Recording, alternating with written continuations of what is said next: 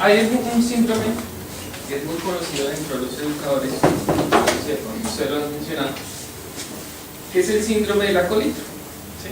O el síndrome, lo llaman en otras latitudes el síndrome de la posadera, ¿sí? ¿Qué es lo que experimentamos nosotros en condiciones normales? ¿Qué quiere decir? Si mis nalgas, mis glúteos, mi cola está dormida, ¿quién cree que está dormido también?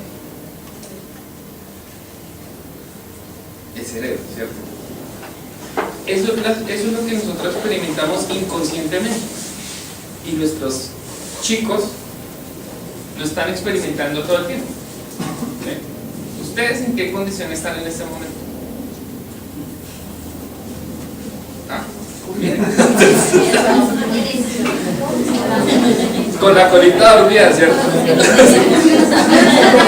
Entonces, este es un paréntesis, no hemos empezado oficialmente, pero quiero que se pongan en el plan de sus chicos y que experimenten lo que ellos experimentan y lo que todos hemos experimentado, porque antes de ser educadores, antes de ser profesionales, antes de ser papás, ser adultos, fuimos ¿qué? Niños. Y pasamos por procesos de educación normal, ¿sí? Voy a usar mucho el término educación normal porque quiero empezar a mostrarles cómo se está cambiando un poquito el concepto. Educar para soñar y construir. Cuando un niño está en su hogar, ¿qué es lo que normalmente hace? Soñar. Cuando llega a una institución académica, ¿qué hace? ¿O qué deja de hacer? Deja de soñar, ¿sí? Empieza el condicionamiento mental al cual nosotros inconscientemente estamos sometidos, somos parte de ese mundo, ¿sí? Si uno se pone a analizar este tema del soñar, siempre lo manifiestan muchas personas. Algunos dicen, no, es que tus sueños, los que somos coach, ahorita vamos a ese tema, los mentalistas, los educadores, los motivadores, siempre le dicen a uno, es que tienes que soñar, ¿sí? Cuando uno sueña, empieza uno a creer en esos sueños y empieza a construirlos. Por eso nos basamos en este tema de educar para soñar. Cuando yo sueño, empiezo a construir. Ahora sí, oficialmente, bienvenidos. Mi nombre es Jessy Parra Cuervo. Me presento hasta ahí, porque ese es uno de los paradigmas que queremos romper, ¿sí? ¿Quién soy? Si yo le pregunto a unos de ustedes, ¿sí?, ¿quién soy? ¿Qué es lo que normalmente empiezan a responder? ¿Quién me quiere responder eso? ¿De quién soy? Por ejemplo. Bueno, soy Henry, docente, con unas 3 hermosas hermanas, una mamá, una esposa y ya. ¿Listo? Otra persona, ¿quién soy? Yo soy Santiago.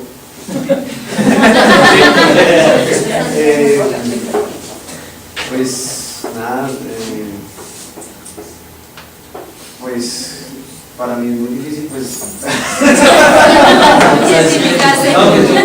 Yo soy Santiago, pues soy profesor, soy docente, soy pues también, pues no me dedico a nada más, a estudiar también, y ya. ¿Listo? ¿Quién soy? Soy Margaret, soy docente, soy hija, soy hermana y amo mi profesión. ¿Listo? ¿Quién más quiere decirle quién soy? Libremente. Porque hasta ahora ha sido una dictadura. Yo soy el que los he elegido, ¿cierto? Bueno, como no hay libertad, ¿sí?, en este caso, el quién soy hace parte justamente de lo que perdemos nosotros. ¿Por qué yo digo soy Jessy Parra Cuervo? Porque a partir de ahí, como ustedes observaron en las 3 respuestas, existen las etiquetas, ¿sí? Y se empieza a relegar la parte importante, que es la persona, por la etiqueta. Soy docente, soy profesor, soy papá, soy ingeniero. Soy, menos quién soy. ¿Sí? Esa es la etiqueta normal. Nosotros estamos acostumbrados a ese tipo de cosas. Cuando uno le dice a un niño, cuando uno le pregunta a un niño de primera infancia, el quién soy, él dice, soy fulanito tal, y ya. Él sí tiene clara la pertenencia de lo que yo soy. Y es un tema que nosotros como educadores, como responsables de transformar la educación, debemos siempre incentivar. El quién es, ¿sí? El quién soy yo, ¿sí? ¿Eso con qué lo complementamos? Si yo les digo a ustedes quién es la persona más importante del mundo para cada uno de ustedes, ¿qué me van a responder?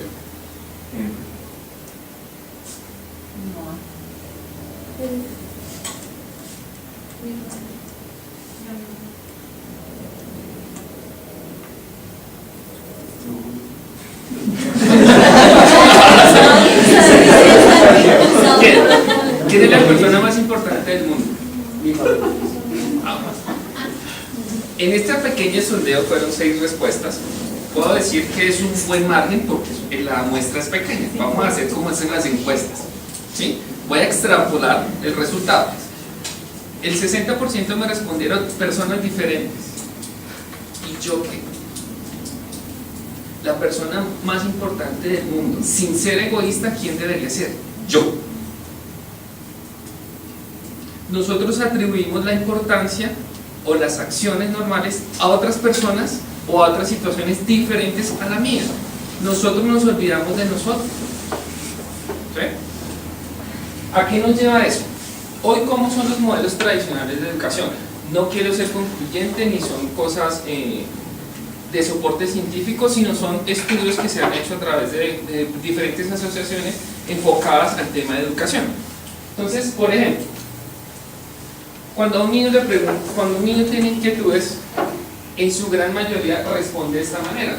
No me atrevo a preguntar a mis profesores, me hacían sentir como si estuviese interrumpiéndolos. Son respuestas típicas de una persona que tiene algún tipo de problema de comunicación con su entorno educativo. Y eso pasa incluso en el familiar. No dicen, es que todo ese tipo de carencias vienen de la familia. La respuesta es sí. ¿Sí? A los estudiantes no les gusta preguntar a los profesores por temor a molestarlos. ¿No les ha pasado que ustedes están en clase? ¿Tienen alguna duda?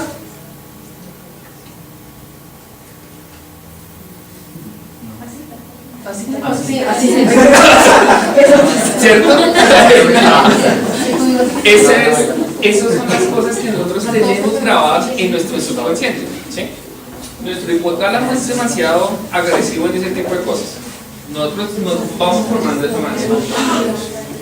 El 80% de los errores en pruebas se deben a las carencias de comunicación entre educadores y educados.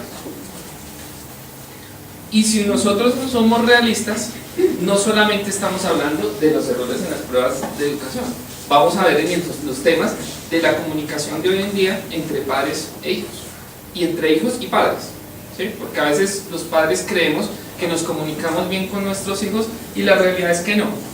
Así tengamos buena relación, pocas veces tenemos realmente una buena comunicación. Este sí es típico. El 80% de la comunidad educativa en algún momento ha estado estresado. Levanten la mano conscientemente que diga que nunca ha estado estresado por ejerciendo su rol de educador. No tanto. A ver, o sea, todos estamos en el 80%, ¿cierto? Luego, ¿qué significa eso? Que somos humanos y tenemos derecho a tener emociones. Que uno diga, es que las emociones son el centro de todo este cuento, la respuesta es sí. Entonces, ¿qué hacemos? Nosotros tenemos un modelo tradicional que lo estamos experimentando, ¿sí? Si nosotros vemos, digamos, toda la parte teórica de los modelos de educación, ¿hasta qué año creen que nos vamos a devolver? ¿Qué no? ¿Dónde nació la educación? Denme una cifra, cualquiera. Un año. Empiecen a retroceder.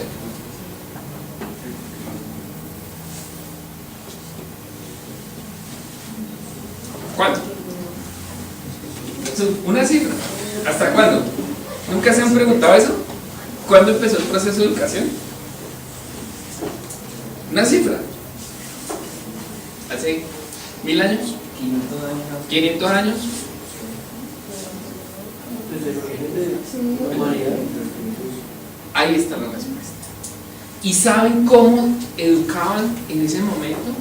En las cavernas, cuando nació la humanidad, como lo estamos haciendo hoy en día.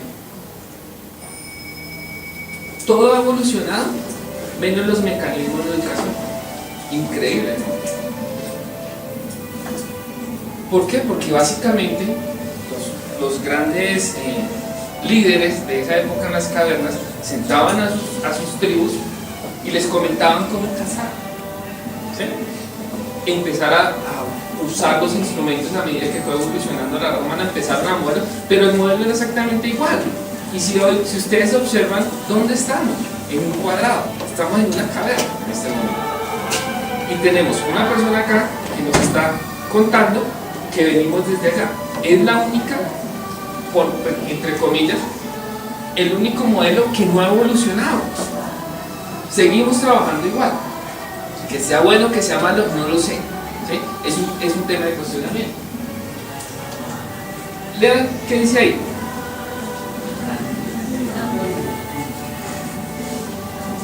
¿Qué piensan? Como educadores, ¿qué piensan? ¿Que está mal escrito? Sí, eso es lo primero. ¿Qué más?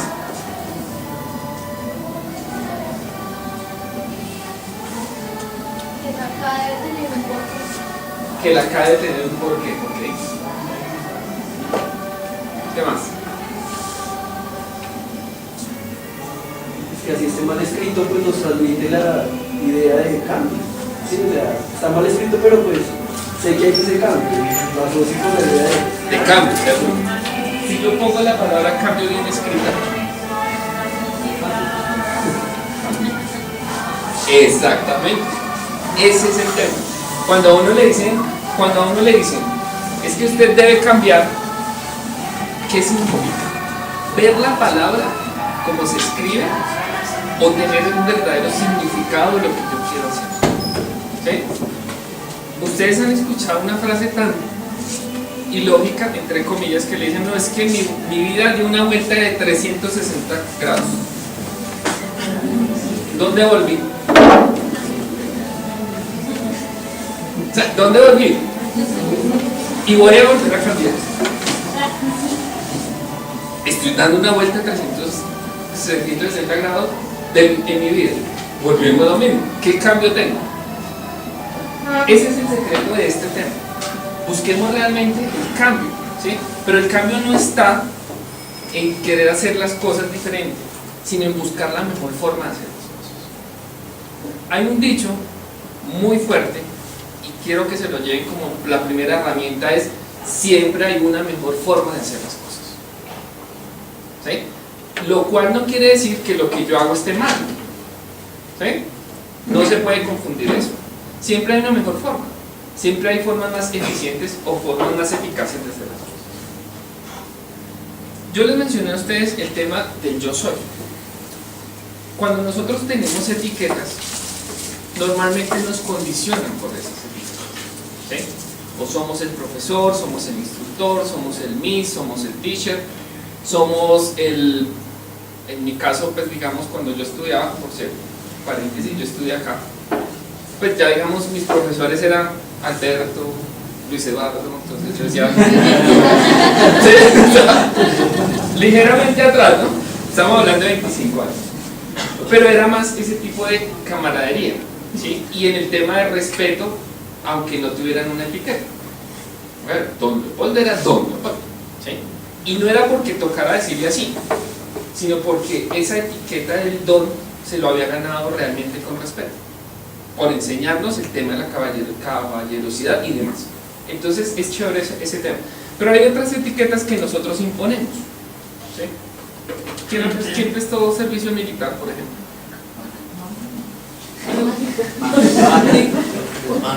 Listo.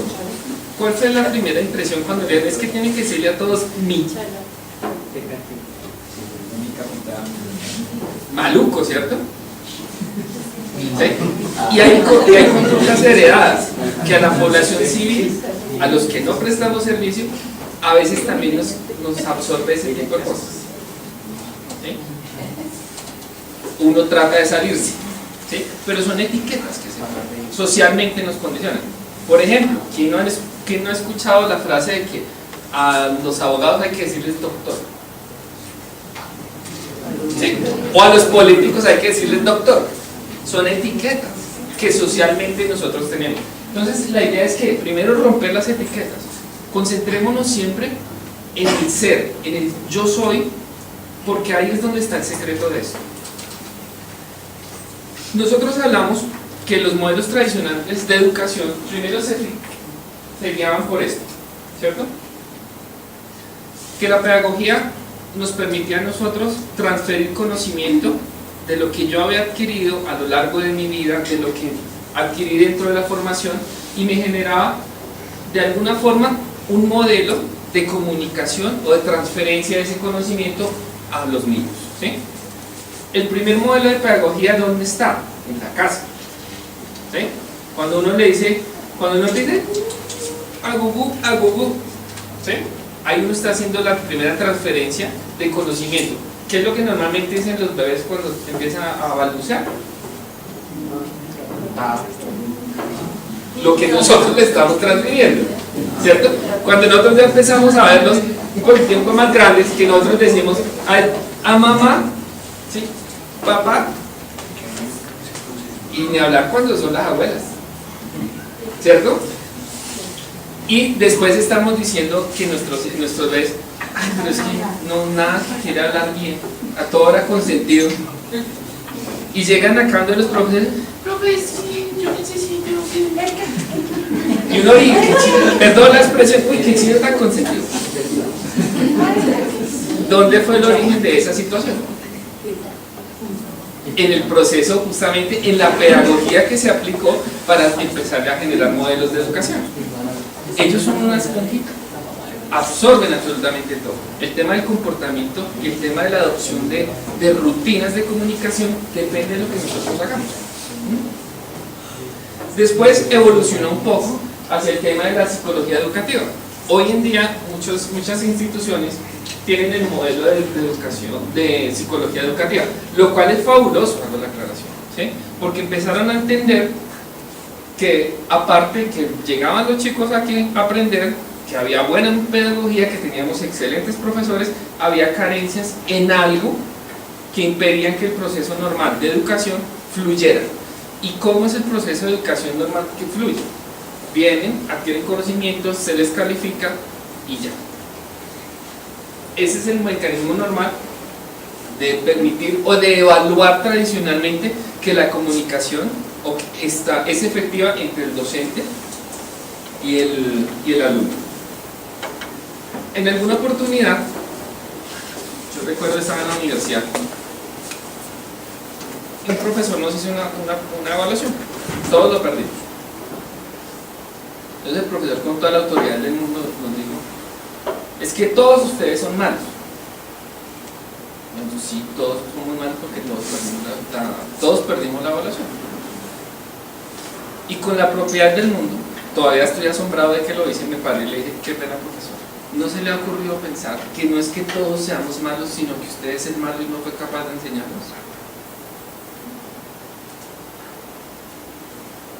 Se quedó callado.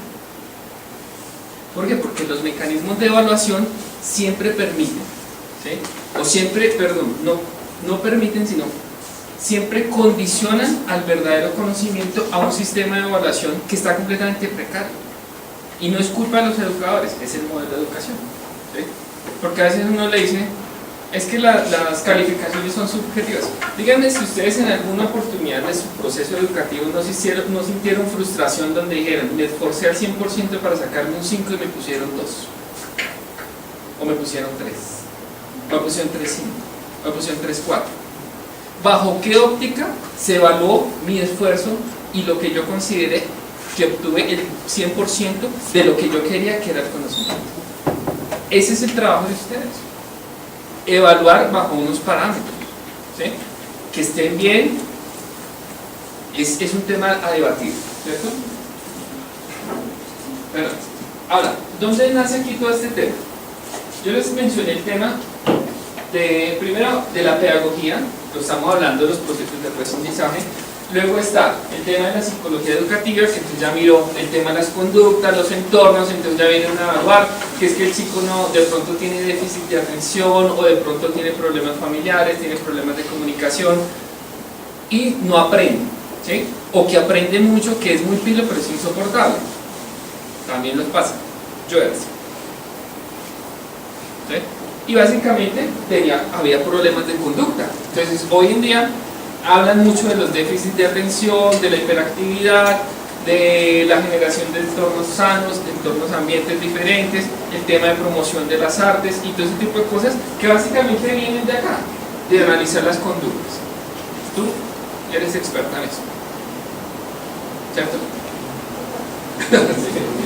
Y luego a eso que acompañamos. Desde hace aproximadamente 30 años, digámoslo así, es un tema porque eso es debatible, empezaron a verse los comportamientos no solamente a nivel de conductas, que cuando uno dice normalmente conducta uno le dicen vaya para el psicólogo, ¿sí? Pero hay cosas que dicen no, es que ya puede ser un tema de desbalanceo químico cerebral, entonces vaya para el psiquiatra, ¿sí? Para que a punta de algún tipo de medicamento genere algún control, que existe sí, y las dos especialidades son malas. Pero más allá empezó todo el concepto de lo que son las neurociencias. O sea, la neurología, digamos, viene de las neurociencias, que no es más allá que el tema de la función cerebral. La neuroeducación justamente está en este puntico que ustedes ven en el centro, que es tomar todo el entorno de lo que representa un proceso de educación y volverlo tangible para un proceso de aprendizaje. Eso es la neuroeducación. ¿Cómo se ve esto en el aspecto práctico? Normalmente a uno le dicen es que la información es esta. La primera información que se recibe es auditiva y visual, ¿sí? Y cuando uno va a ver la información o a usar la práctica es donde está la brecha, ¿sí? Entonces realmente la neuroeducación mira todo esto: el tema auditivo, el tema de visión, el equilibrio, los movimientos básicos, las habilidades, el habla, las emociones, las sensaciones, es decir, el todo.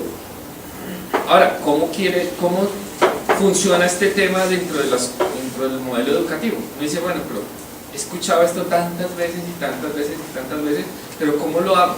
¿Sí? Si a mí me toca evaluar, les pongo un ejemplo. Vamos a la materia más sonora, ¿sí? Por no decir que la más conocida, de trauma siempre es la matemática. ¿Por qué no? La matemática es chévere, ¿sí? Pero nuestros modelos siempre han arrastrado como que lo de matemáticas que, hablando de matemática pura, pues sin empezar a ramificar que álgebra, que trigonometría, que cálculos, no, ¿sí? Y pues incluso física. La matemática en general, básicamente es porque es una de las materias más difíciles de transmitir, ¿sí? Entonces esos mecanismos justamente lo que buscan es, si yo lo llevo a la vida práctica, ¿cómo lo hago? Les voy a contar un ejercicio que hicimos en un colegio con mi hija, un proceso que hicimos de transformación hace 3 años. Vamos a evaluar el siguiente escenario. Yo creo que si les digo a ustedes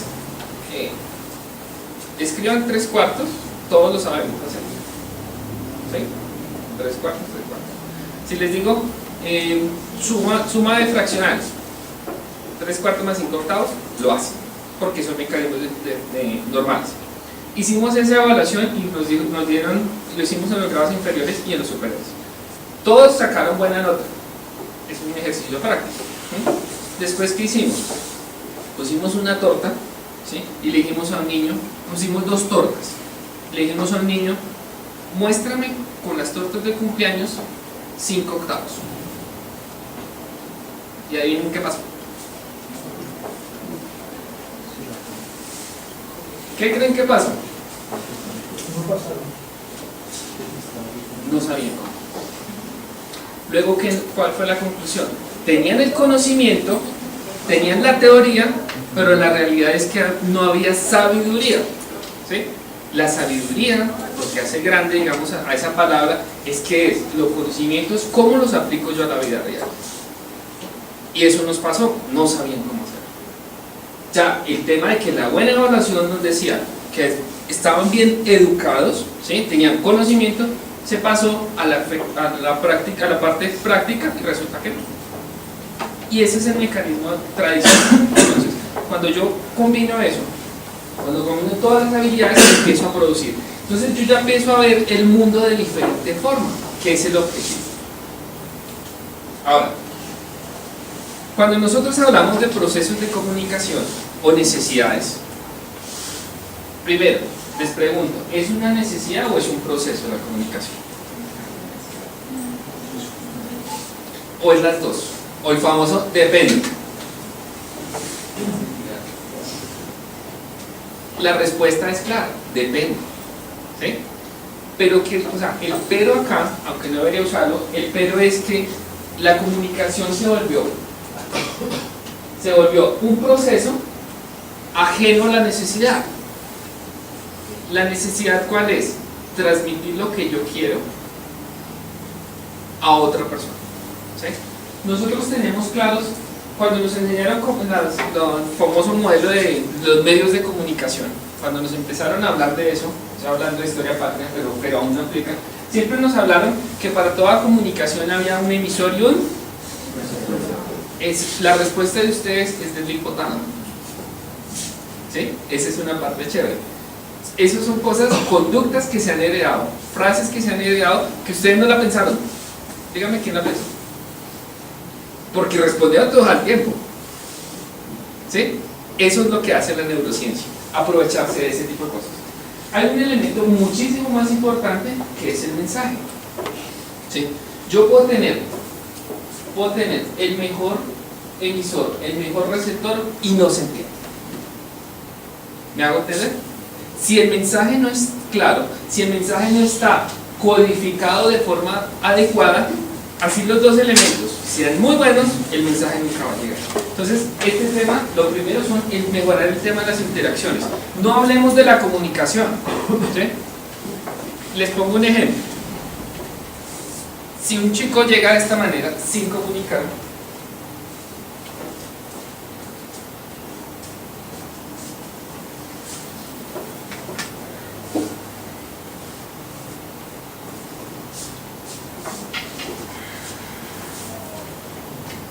¿qué está diciendo?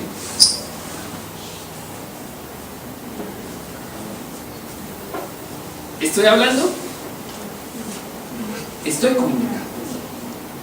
¿Qué es lo primero que uno piensa? ¿Viene triste? ¿Viene mal? ¿Le pasó algo? ¿Cierto? Automáticamente se activa nuestra amígdala, que es la que se encarga justamente de detectar todo ese tipo de emociones. Y nuestro instinto paternal, así no seamos padres, de una nos conecta con esa situación a decir, oye, ¿estás bien? ¿Qué te pasó? ¿Cierto? Ahí no hay comunicación, claro que sí, pero hay más que una comunicación, un tema de interacciones, ¿sí? ¿Les ha pasado algo? Por ejemplo, que ustedes están en una situación, llamémoslo difícil, o una situación que los golpeó, y llega una persona y les da un abrazo sin que ustedes los hayan pedido y que sintieran. Algo bonito, ¿cierto? Para los que somos abrazables, porque hay personas que detestan los abrazos, ¿sí? Pero en condiciones normales, eso es una interacción y transmite buena energía, o como, bueno, chévere, me estoy sintiendo, algo pasó acá. Eso es el tema de la interacción. En el tema del acceso a la información, ¿cómo peleamos nosotros con eso? ¿Sí? ¿Cómo peleamos? Porque a veces uno se encuentra con, pero es que en internet dice que eso es así y usted me está diciendo que no es así. ¿Les ha pasado? ¿Cómo debato yo eso? Difícil. O sea, el acceso a la información y la educación, lo puse separado, es un tema que justamente nosotros como comunidad debemos trabajar. A darles el valor suficiente y el criterio suficiente para decirles a las personas, mira, yo te doy una información y yo puedo estar equivocado, pero necesito que lo debatamos y con argumentos establezcamos si efectivamente hay alguna diferencia en cuanto al concepto. ¿Sí? Negar que la información existe es imposible. ¿Sí? No hay forma de controlar Internet en este momento. Hay mucho acceso a información. Lo que sí debemos controlar nosotros es el uso de dicha información. ¿Sí? Reconocer en este momento como docente, decir, me equivoqué, sí, muéstrame por qué me equivoqué. Dame tus argumentos y convénceme de por qué me equivoqué. Es chévere, es importante, porque eso les genera esa chispita de conocimiento, de decir, uy, lo corché. ¿Sí? Y eso los impulsa ¿a qué? A que van a querer investigar muchísimo más de los temas. Entonces es bien importante que ese acceso a la información esté claro y tratar de no cometer el error que normalmente se comete, que es el de saturar la información. Básicamente nuestros chicos están saturados porque tienen muchísimas fuentes de información. ¿Sí? El apoyo y participación del entorno, clarísimo, clarísimo. Yo sé que esto es una lucha. ¿Sí? Les voy a hablar del promedio de asistencia a las reuniones de padres de Bogotá. ¿Sí? Estamos hablando que está en el 30%. ¿Aquí cómo estamos? O sea, aquí llegamos al 70%. O sea que es bueno. ¿Sí? Pero de esos padres, ¿cuántos son padres activos que están dentro de la comunidad educativa? Ahí baja la cifra, ¿me hago entender? ¿Sí? ¿Por qué? Porque es que desafortunadamente el modelo de educación, y nosotros somos culpables, los de mi generación, hago la aclaración, y con vergüenza lo digo. ¿Sí? ¿Qué significa esto? ¿Sí? Vengo y tiro al chino, perdón la expresión, vengo y lo tiro en el colegio. Ay, pero es que está muy grosero. Es que mi hijo está muy grosero. ¿Dónde le enseñaron eso? Entonces viene la discordia ahí. Ay, pero es que yo estoy pagando para que ustedes me lo eduquen. No. Un padre con participación activa es corresponsable del proceso de educación de su hijo.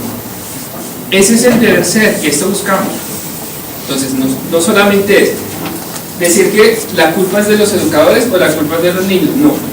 Nosotros dentro del ejercicio identificamos 4 miembros dentro de la comunidad educativa. Ya les di 2 alumnos,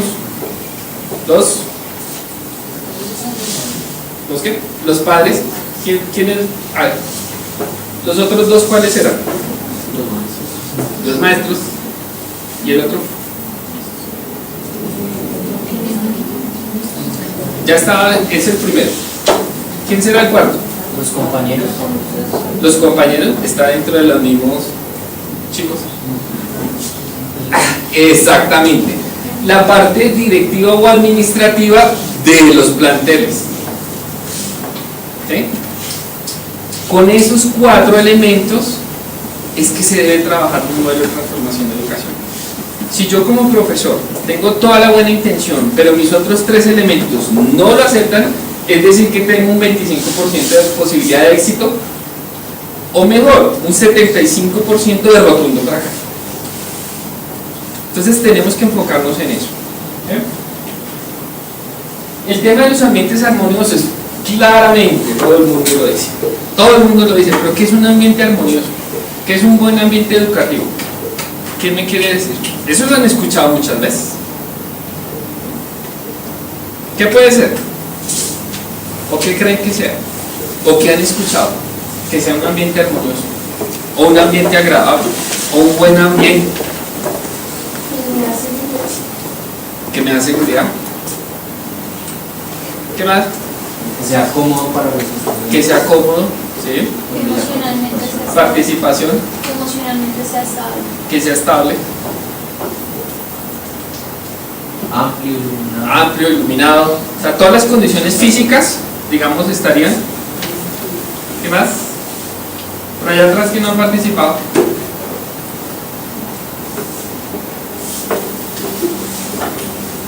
O sea, si hoy les dijera, vamos a montar el mejor ambiente armónico, o el mejor ambiente, el buen ambiente, el ambiente ideal, nos rajaríamos. Miren. ¿No? Estamos acostumbrados a esto, a estar sentados y al cuadrado. ¿Sí? En condiciones ideales, si a uno le pregunta a un niño de 3, 4 años, ¿cuál es tu espacio ideal? Clarísimamente lo responde. Lo tiene claro, ¿no?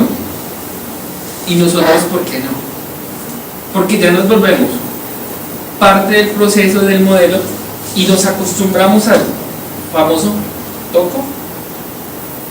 ¿Sí? Es importante que trabajemos sobre estos temas de los ambientes armónicos, porque el ambiente armónico es el mío. El mío. ¿Yo puedo crear un ambiente armónico en mi clase? ¿Cuál es la respuesta? Es el mío, ¿cierto? ¿Y cuáles son las condiciones para que mi ambiente realmente sea considerado como armónico?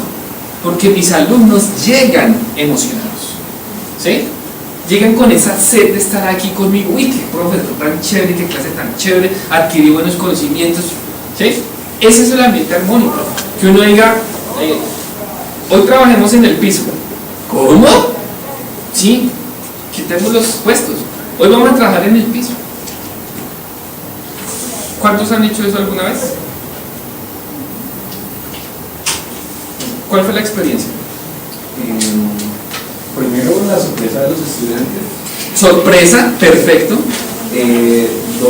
el hecho de que la clase se vuelve más compleja en el sentido que hay que pensar muy bien el significado de por qué hacemos lo que hacemos. Total. O sea, paradójicamente hay pensamiento sobre la práctica, sí, que normalmente en la cotidianidad no ocurre por la rutina. Totalmente.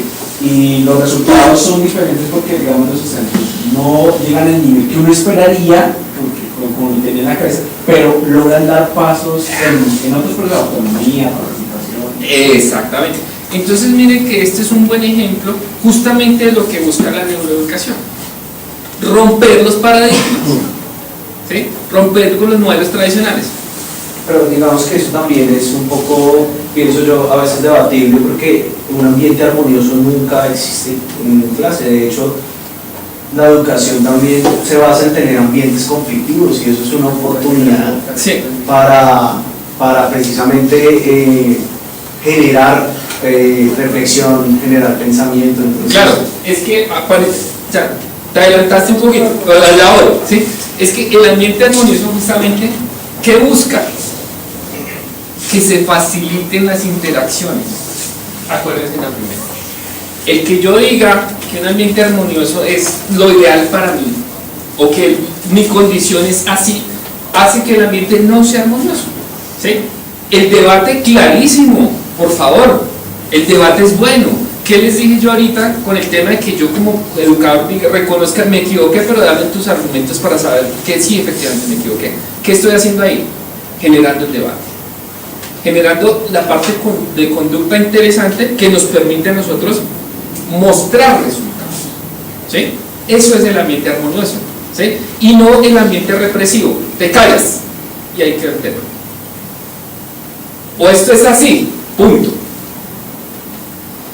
Son frases que son específicas, que generan efectivamente el bloqueo completo de la interacción. Entonces, el tema de educar antes que imponer, lo que estamos hablando, las frases que les dije ahorita, ¿sí? Si nosotros logramos educar a nuestros chicos, ¿qué vamos a tener? Personas que sean reflexivas, ¿sí? No sé si les ha pasado que, digamos, en estos temas de debate político, sin entrar en detalle, ustedes sienten como que, pucha, estos ni siquiera leen, no se documentan, sino simplemente van por un lado o van por el otro, y se genera frustración. Cuando uno lee, cuando uno se documenta, este tema de la imposición de conocimiento claramente está. claramente estaba, y hoy en día se sigue imponiendo de esa manera, porque nos toca, ¿sí? Así yo tenga la buena voluntad de decir, bueno, es que no voy a enseñar 2 más 2, ¿sí? Sino voy a ver dónde se usa el 2 y dónde se usa el 2. ¿Cómo evalúo eso? El ejemplo que les puse de la torta. Entonces yo, represéntame en la torta de cumpleaños el tema de los 5 octavos. Ahí estaba. No es más allá de eso. Entonces, en el tema de la imposición de conocimiento, nosotros caemos a veces en eso, ¿sí? A nosotros nos imponen el conocimiento, ¿sí? A nosotros nos dicen, ¿qué debo enseñar? ¿Sí? ¿Qué debo enseñar en cada una de las áreas? Ustedes son los expertos, yo no. Cada uno sabe qué es lo que debe enseñar, ¿sí? Ahora, que sea útil o no, no sé. Ese es un tema que debemos evaluar en conjunto. Entonces, ahora sí, ¿cómo mejoramos la experiencia en ese caso? Vamos a ver herramientas prácticas. Cuando nosotros decimos, ¿cómo mejoramos la experiencia de educación? Miren las manitos de ellos. ¿Qué es lo que uno primero ve? ¿Sí? Ah, no, hágalo usted. Yo hago lo que usted me diga. ¿Sí? Pero es que usted es el educador. Usted es el que me tiene que decir cómo mejoro mi clase de matemáticas. ¿Sí? Y se olvida uno de esta parte central, que es ¿qué? Colaborativa. Ahí está el secreto de las transformaciones. Colaboremos todos en mejorar la experiencia, ¿cierto? ¿Qué les dicen esas frases?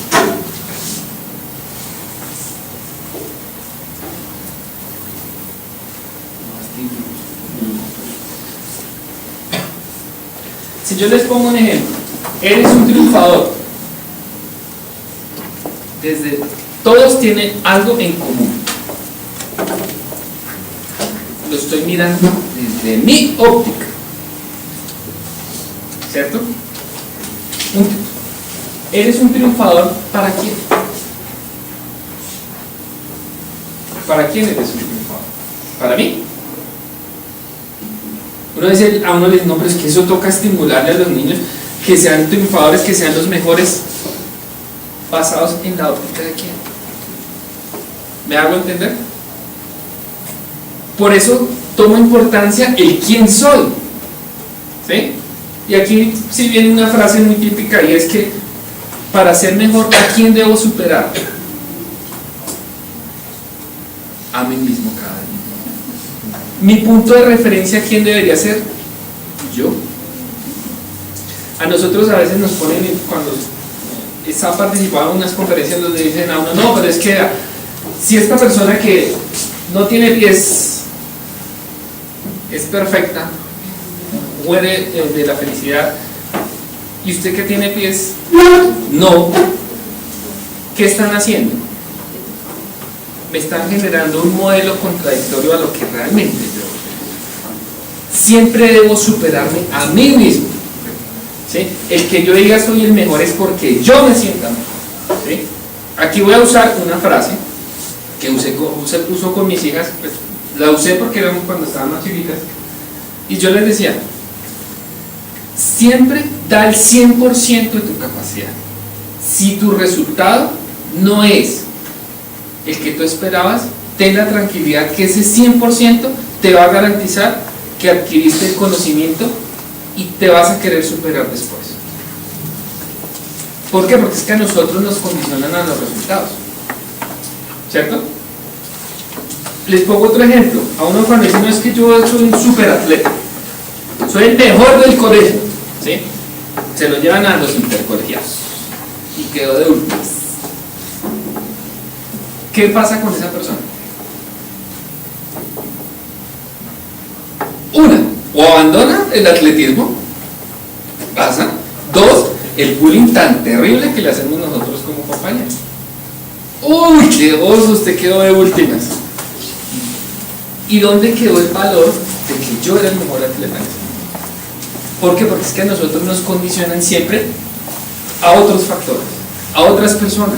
Por eso el tema de si soy un triunfador o si soy el mejor, con la mirada o con la óptica de quién, siempre debe ser la mía, ¿sí? El reto soy yo. Si me quiero superar hoy, si soy el superatleta, y por ejemplo, ¿qué hubiese pasado o qué no hubiese pasado? Lo que le pasó a Usain Bolt. Voy a los últimos Juegos Olímpicos. ¿Cómo pretendía? O sea, ¿qué era lo que él pretendía hacer? Retirarse como el mejor. Y no ganó. ¿Dónde quedó la frustración de él? Se olvidaron los demás títulos, las demás medallas que tenía, y la única que importó fue la última competencia de él. Siempre pensando en que la mejor forma de demostrar es que era mejor. Lo increíble del caso es que él, en los 100 metros, rompió su récord personal. Luego mejoró él, pero hubo otro que le ganó. ¿Me hago entender? Entonces, ¿el reto con quién era? Con él mismo. ¿Se superó? Claro. ¿Soy el mejor? Claro, porque yo me gané. Yo superé mi récord. Eso es lo que nos toca promover. El tema del mediocre es clarísimo. Esa frase yo creo que es muy dañina, ¿sí? Pero volvemos a lo mismo. Mediocre con los ojos de quién. Con mis ojos, con mis conocimientos. Como papás. Esta frase la usan mucho los papás, ¿sí? Levante la mano el que nunca le hayan dicho eso a los papás. 1, 2, 3. ¿De cuántos? 5, 6, 7. ¿De cuántos? ¿De 27 personas? 7. ¿Me hago entender? ¿Con los ojos de quién? ¿Con los ojos de quién? ¿Sí? Siempre el reto está en ti. ¿Listo? Vamos a avanzar. Perdón. Entonces, acá, o sea, ahora sí vamos al efecto práctico chévere. Vamos a hacer una maestría en planeación. ¿Sí? Hay especialidades en planeación, hay maestrías, hay carreras como la ingeniería industrial y demás. Los secretos de la planeación son 4. Así le pongan muchas aristas. ¿Sí? Esta es la segunda herramienta que les doy. ¿Qué hago? ¿Quién lo hace? ¿Cómo lo hace? ¿Y cuándo lo hace? Ahí ya tienen la maestría en planeación. ¿No les ha pasado? Es que queremos hacer un cambio. Ahí está el qué. Esa es la idea. ¿Qué cambiamos?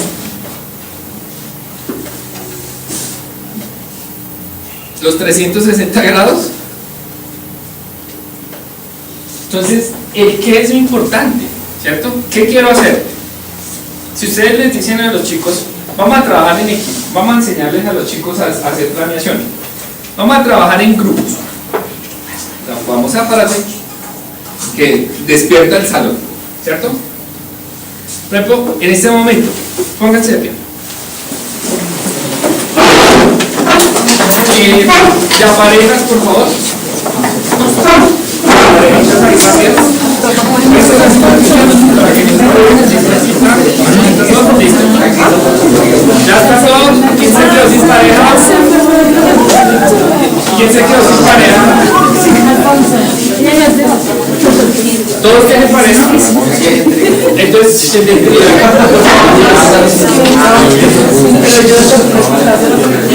¿ya están todos? Listo, bueno. ¿Van a hacer algo? Yo conté.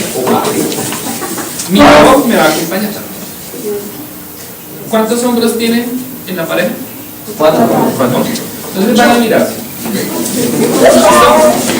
No tienen que mirarme, tranquilos, van a hacer lo que yo les digo. Van a simular, ¿vale? Van a pensar que los 4 hombros son los 4 esquinas de un ring de pelea. Un cuadrilátero. Todos lo tenemos claro. Todos lo tenemos claro, ¿cierto? ¿Están identificados los 4 o alguien tiene 3?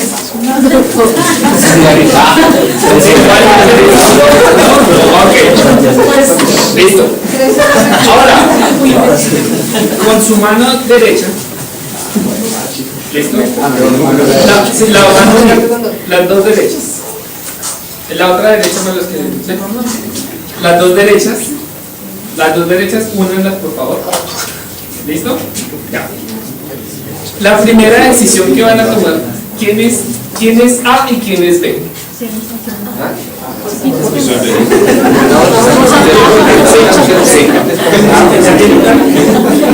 ¿Ya te claro? ¿Ya? ¿Claro? ¿Cuál fue el criterio para escoger el A?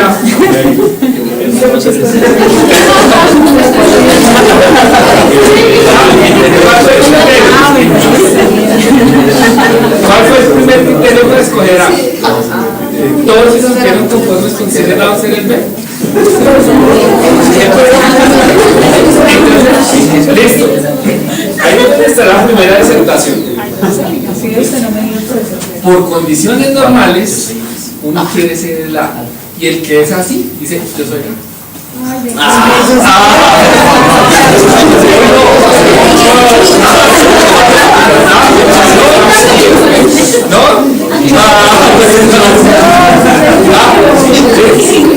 ¿Quién insistió eso?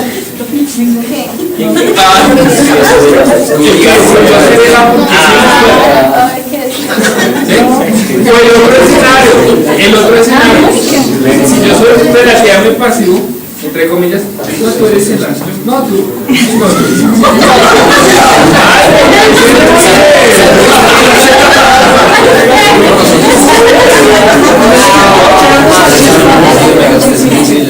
Esto pasa en otro lado, aquí no.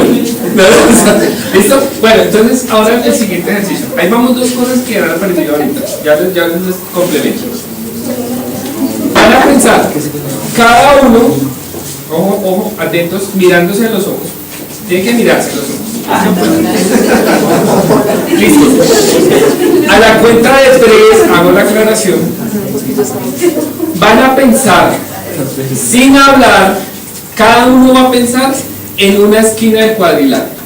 Pongan la mano, por favor. Recuerden que estamos del cuadrilátero. O sea, piensen algo. ¿Listo? ¿Listo? ¿Ya la pensaron? No digan nada. Solo piensen. ¿Listo? ¿Estamos claros? ¿Ya pensaron?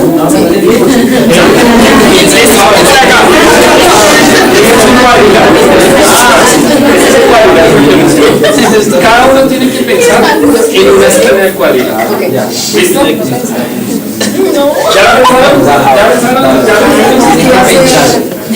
¿Listo? A la cuenta de 3, cada uno va a llevar la mano a esa esquina sin soltarlo. Hago la aclaración, sin soltarlo. Es decir, van a hacer no sé. ¿Listo? Tienen que, al que hayas elegido, al que a cada uno haya elegido, no puede soltar la mano. ¿Listo? 1, 2,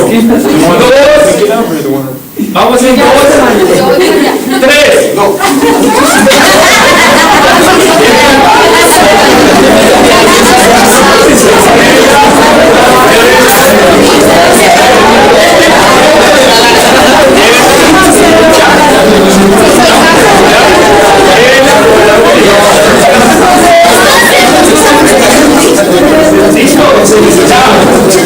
Pueden sentarse.